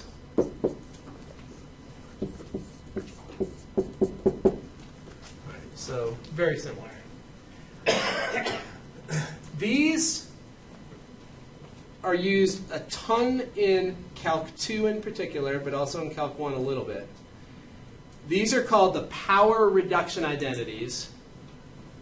And what they're useful for in calculus is taking a power of 2 and reducing it to a power of 1. So the idea that will be useful in calculus where you're doing something called integration. There's two topics in calculus, derivatives and integrals. It turns out that taking the integral of a power of 2 is super hard when it's a trig function, but it's really easy if the power is 1. So you're going to find in calculus that these are really important to know because integrating on the right side of both of those is going to be a ton easier than on the left side. Now for us, these power reduction identities are going to lead to these guys called the half angle identities. Oh, no, I didn't write them yet. Sorry. So these are the ones that are used in calculus, power reduction identities. We'll use those a ton in calculus. For us, what we're going to do is one more step here. If you wanted to solve for sine, what do you do to both sides? Take the square root. If you have sine squared, take the square root. If you have cosine squared, take the square root. And they lead to these identities right here. I won't ask you to memorize the half angles. I won't ask you to memorize these. If I want you to use them, I'll give them to you. But you don't have to memorize them. All right? But you definitely will need to be able to use them. So let's just first make sure it's clear how we went from power reduction to that, because there's some subtle differences. We have an x over 2 instead of an x. So let's just analyze for a moment how we generated those. So we've got these things that we call the power reduction identities. You just told me what to do if you want to solve for sine or cosine. You take the square root of both sides. That introduces a plus or minus. Now, here is the subtle part. We'll use this idea multiple times during the semester. This idea you use a lot also in calculus. Remember that this is an identity. And identities are true for any replacement of the variable. So if we can replace this x with anything we want and still get truth, bless you, we can replace it with x over 2 if we want. If it's an identity, it's true for whatever x we want to plug in. So if I have this identity and say, I don't like that 2 right there. I want to replace this x with x over 2 so that those 2's cancel out. You can do that. You can replace this x with x over 4, x over 10, with 12x, whatever you want. You can put it. This is an identity. If you replace that x and that x, the one on the left and the one on the right, with the same thing, you just get another form of the identity. So what they do is replace that x with x over 2. So if we take this x and replace it with x over 2, we cancel a 2 and we get cosine of x right there. And then on the left, if we replace that x with x over 2, we get x over 2. Ditto for this guy. Replace the x with x over 2, leaving cosine x. Replace x over 2 on the left side, giving that. So these are called the half angle identities. We had double angle identities where the function on the left was twice x. Right? We had sine of 2x and cosine of 2x. Now we have half angle identities where we have half an angle on the left. So let's use these guys. Okay, so there they are, right there. Plus or minus, we have to determine based on the quadrant of the angle that we're dealing with. So if we were using this identity and we were trying to find sine of an angle that's down in quadrant 3 or 4, it'd have to be, we choose the negative. So we choose the plus or the minus depending on where that terminal ray is. 15 degrees, quadrant 1, sine and cosine are both positive. So there we'll definitely choose positive for both, right? All right, so here's how it works. Now you might say, we already did that. I know that that's square root of 6 minus square root of 2 over 4. That's what we did the first part of the class from the sum and difference identities. Right? We did sine of 45 minus 30. And we got that that was the short leg over at that tiny angle of 15 degrees, root 6 minus root 2 over 4. So let's watch what happens here. So this is telling us that we have a half angle. The half angle is 15 degrees. Half angle is 15 degrees. What would the full angle be then? 30 degrees, exactly. So, and we're choosing the positive. So I'll just put a plus there just to emphasize. So 1 minus cosine of 30 degrees. And the idea, half angle identities work if when you double that angle, you get a multiple of 30 or a multiple of 45. Okay, so we can calculate sine and cosine of some angle using the half angle identities if you double it into a special angle. If you double it and it's a multiple of 30 or 45. All right, so everyone okay with that? So we went to the sine. X over 2 is 15, which means x is 30. X over 2 is 15, and x is 30. That can be reduced. We can make this the square root of 1 minus cosine of 30 is square root of 3 over 2. And make sure that that 2 down in the lowest denominator there is still inside the root. Now we have to be able to simplify this. Hopefully this is okay for you. I'm going to multiply the numerator by 2 and the denominator by 2. I'm multiplying by 1. This numerator has its own grouping symbol. Right? It's in the numerator, so that kind of groups it automatically. You don't need the parentheses. But that 2 is going to jump to both of those. Right? We've got to distribute it to each term. So our next step here, this will be 2 minus root 3, all divided by 4. 2 times 2 is 4. But that can be simplified, bless you. That square root of 4 in the denominator can then be simplified to just a 2 in the denominator. So we get that. It looks a little different than what we got from the difference identity. But if you type it into your calculator, you'll see it's the same. Let's do cosine of 15. So that's, again, going to be positive. Square root, instead of 1 minus, it's 1 plus.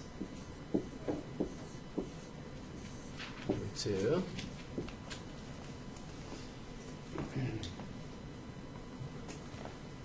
And this is one of those forms that you probably haven't seen much of, a square root of a square root. That's kind of a newer thing. Some of you may have seen that in some oddball contexts, but it's definitely not common. So this one, same idea. This is going to be 1 plus root 3 over 2, all divided by 2. Multiply everything through by 2, and we get 2 plus root 3 over 4. And then take the square root of 4 and get 2. So this looks really similar.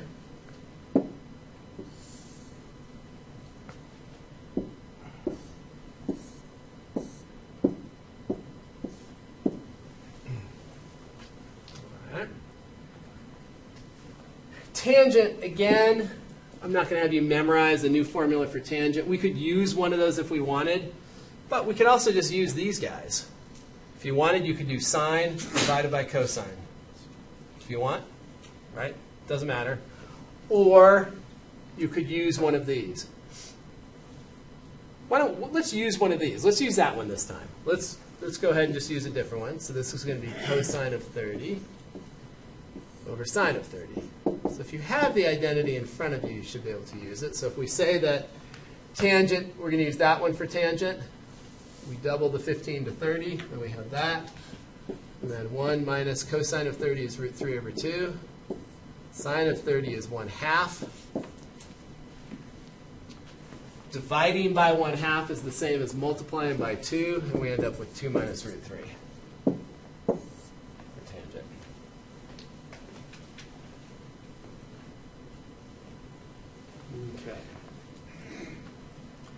try it again. Let's try it with these guys. Okay, so 67.5.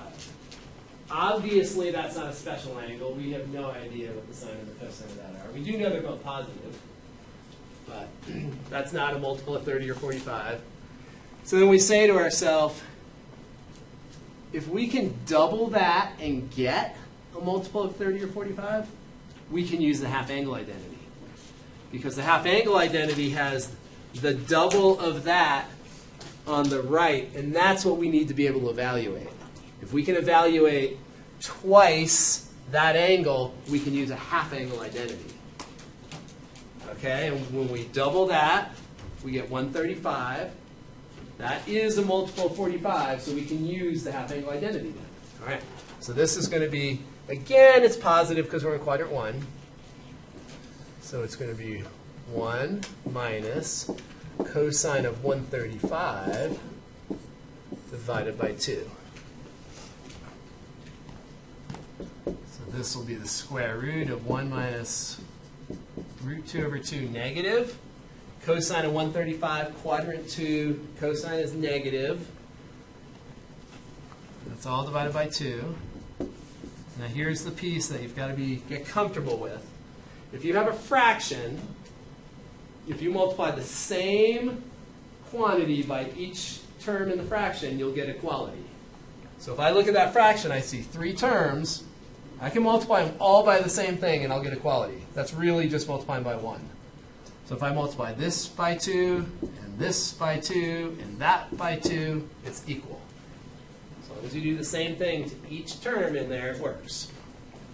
We have one more step because the square root of 4 is reducible. So we get that. So that will be our sine of 67.5 degrees. All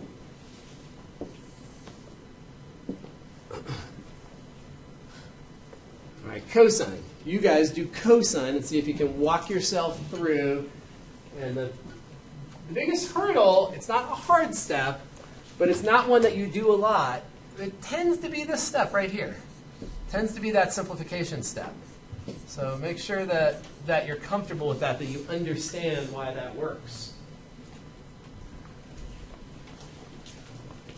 No. You want me to slide up? Yeah. Let's see. So the identity, I'll put it down here. So for cosine, it's going to be 1. Now it's plus or minus. So it's going to be 1 plus cosine of x over 2. That's the identity.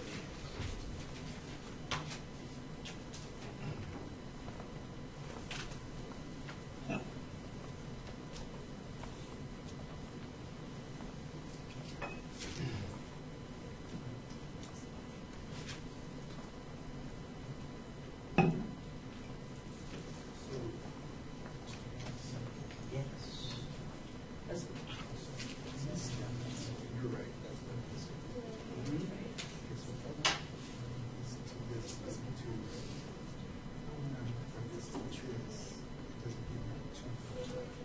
So it does give you a 2 in front, but it cancels with the 2 down below. Oh, okay. Right. So if you have this, the idea is that if you multiply this 2 right here has to be multiplied by that fraction and by that. So 2 times the 1 is easy. When you do root 3 over 2 times 2, it's root 3 over 2 times 2, which really is 2 over 1. Oh, and so those cancel, and you get 2 minus root 3 over 4. Yes.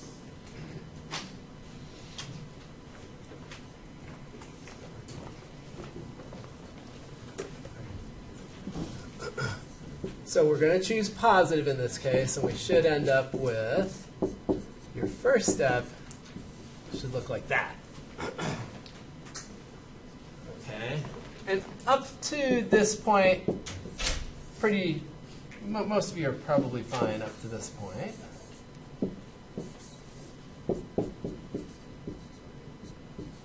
cosine of 135 is negative root 2 over 2. So I'll do that.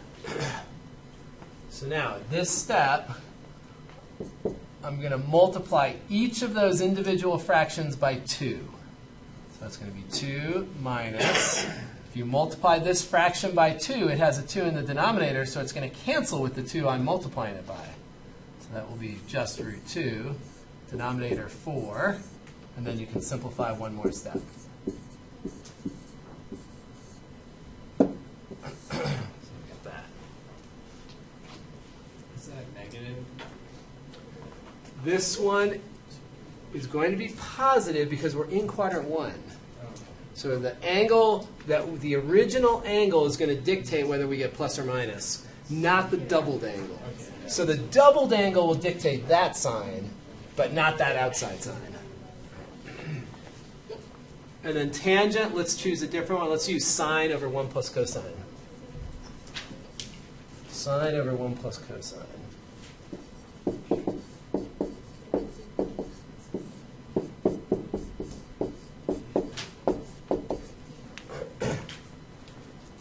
This one will end up with root 2 over 2, all divided by 1 plus minus root 2 over 2. So again, I have this situation where I've got a complex fraction, a fraction of fractions. And if we multiply each fraction, each of those little fractions, by the same number, we will preserve equality. So we can multiply each of them by 2. So numerator multiplied by 2, that you can think of that as a 2 over 1 if you need to, and that cancels with the denominator 2 in the numerator. And then down below, we get that.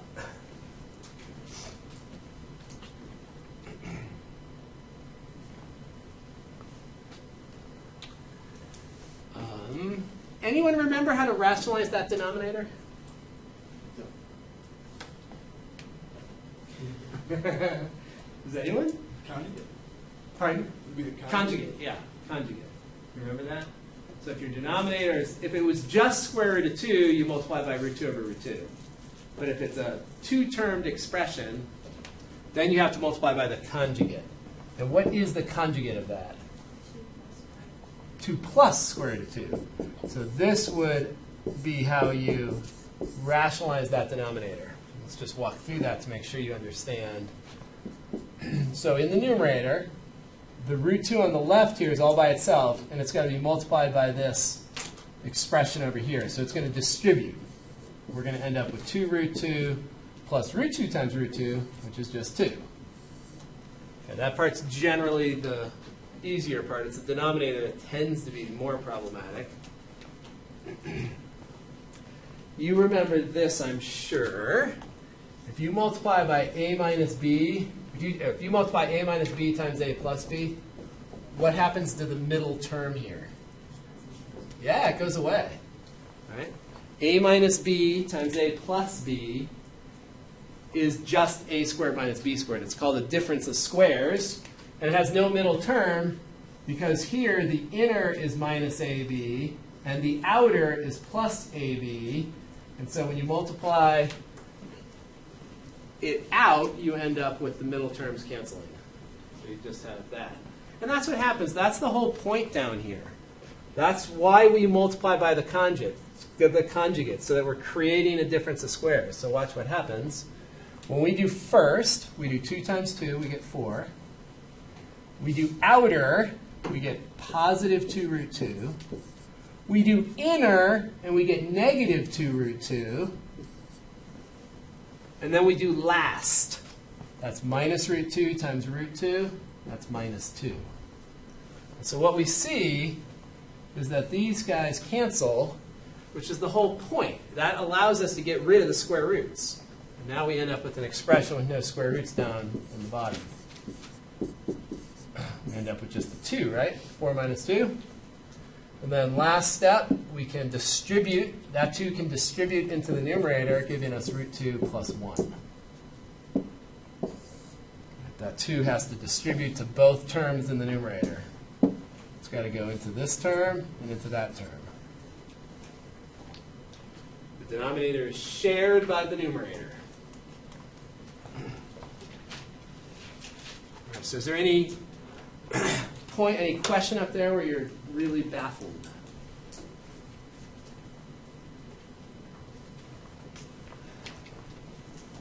Or partially baffled? No? All right. So let's look at this summary of this kind of oddity. How do you resolve these differences? So we showed with the half angle identity, sine and cosine of 15, we had those two expressions, those two crazy looking square roots.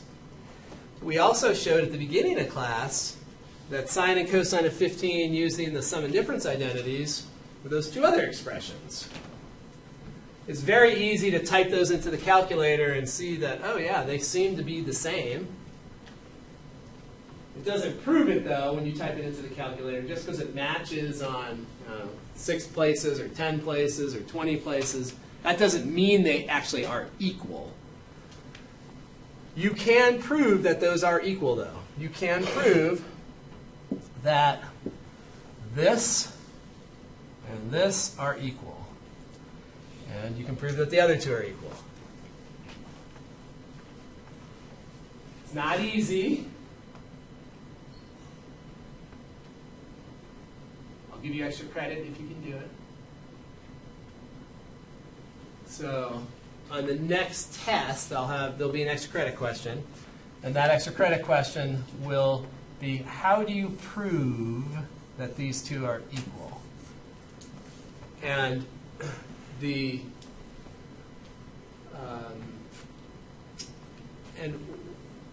can't, one thing that you have to keep in mind when you're trying to verify that two expressions are equal, you can't set them equal and then square both sides.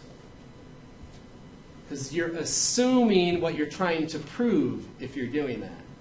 Right? You're allowed, if you have an equation, if you know it's an equation, sure, you can square both sides. But if you don't know that they're equal, if you're trying to prove that they're equal, you can't assume they're equal and then square both sides.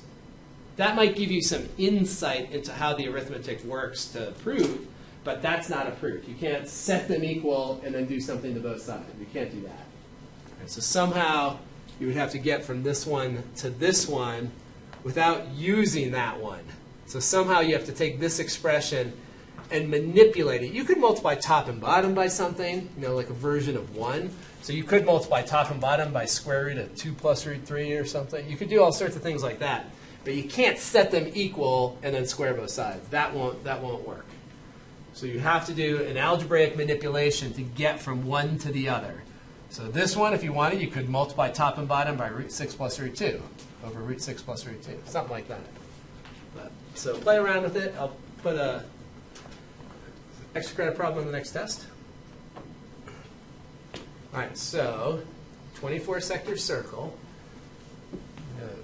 I want to go back to this now.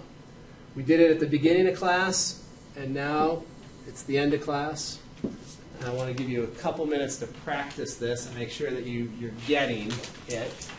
I'm going to use degrees. Degrees are easier. It's the end of class. Let's go with the path of least resistance. Let's go with degrees. So the dots up here that we don't know are the ones I'm going to focus on. So let's go right there. And so first, can somebody tell me what that angle measure is in degrees? 105. So we went to 90 right there. And this is a circle broken into 15-degree sectors, so that's 90 plus 15, so that's 105. So find sine of 105 and cosine of 105 using the sum and difference identities. So you, from scratch, figure out how to write 105 as a sum or difference of two angles and use your sum and difference identities. And Jessica and I will help you. If you are stuck on where to start, raise your hand. Give you a couple of hints.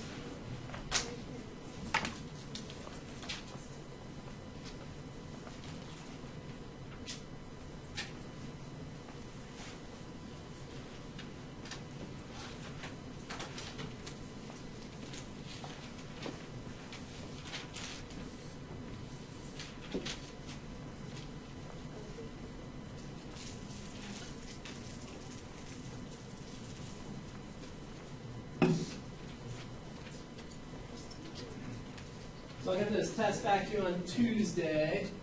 Again, take a look at the answer key over the weekend and try to identify where you blew it. I'm sure everybody blew one question. Another thing to read over the weekend, I'm going to grade your tests a little differently than other teachers' grade tests. And I have a document in our content folder called Grading Guidelines. So why don't you read that also, because that gives you a really clear sense of how I'm going to grade your papers. So take a look at that, and then on Tuesday we can talk about, once I get your scores all done, we can talk about, well, how did you get that? You know, so take a look at it so you have a sense of how I'm going to mark points off in the test.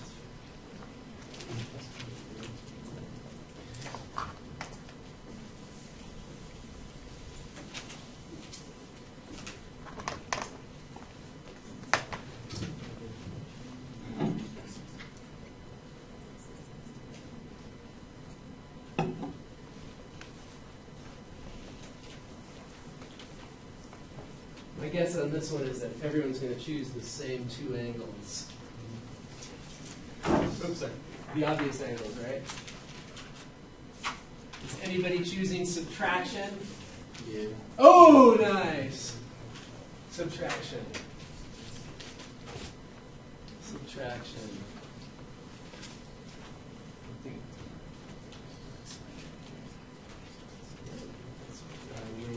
Yeah, that one. So that one should be positive. Sign should be positive. Yeah, exactly.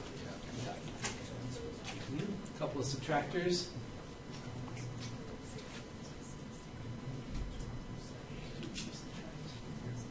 Yeah, perfect. That'll work.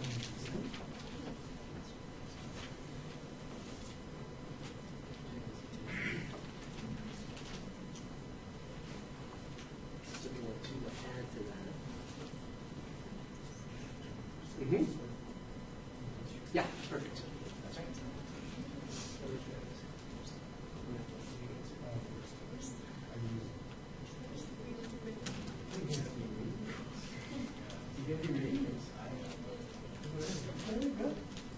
Bold. Oh, that's a great idea. I like that. 24 sector circle with dry erase markers on the sleeve that's holding it. Clever.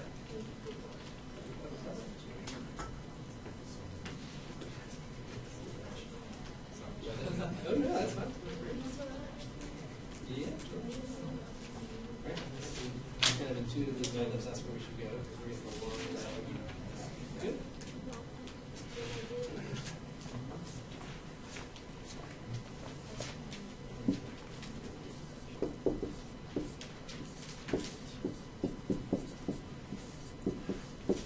So most of you were going with 16 and 45. That's kind of the natural choice is to go with addition.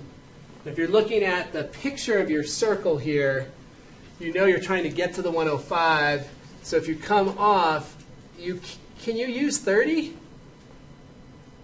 No, 30 is not going to work because we don't know that dot right there. That's not a special angle. So 30 won't work in that case. But we could use 45, takes us to there. Bless you. And 60 would take us to there.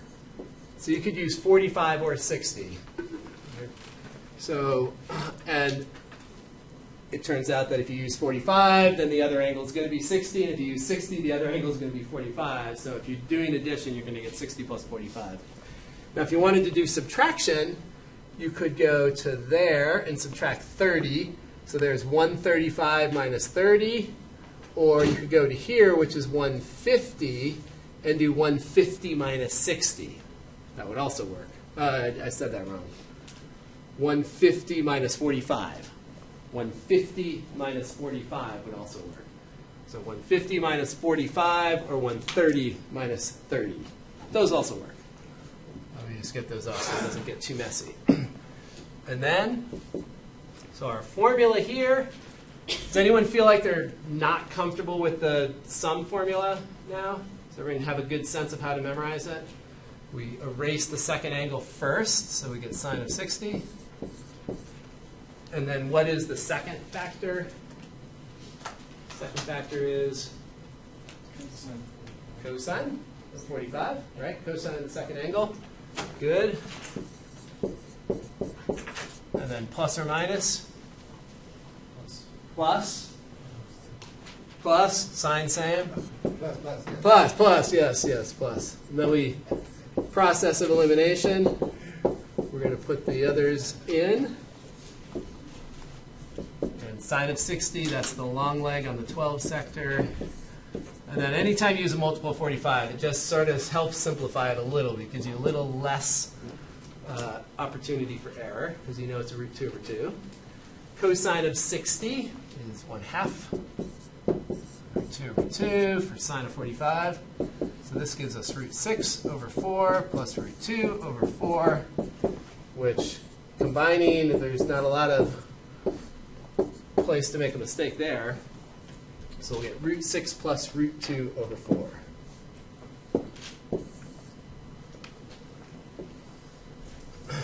All right.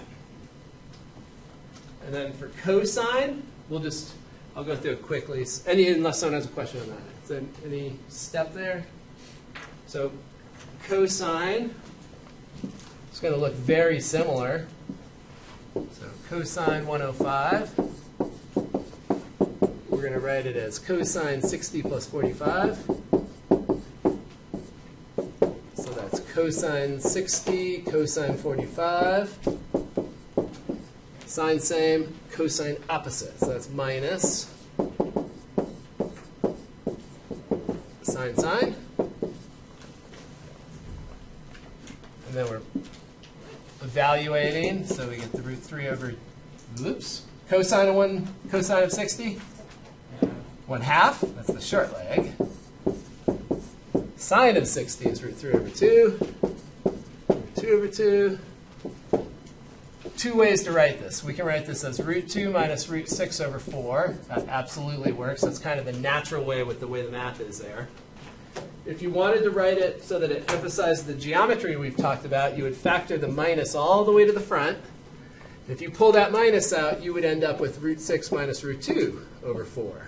Because that minus distributes, giving negative root 6, distributes to here, giving positive root 2.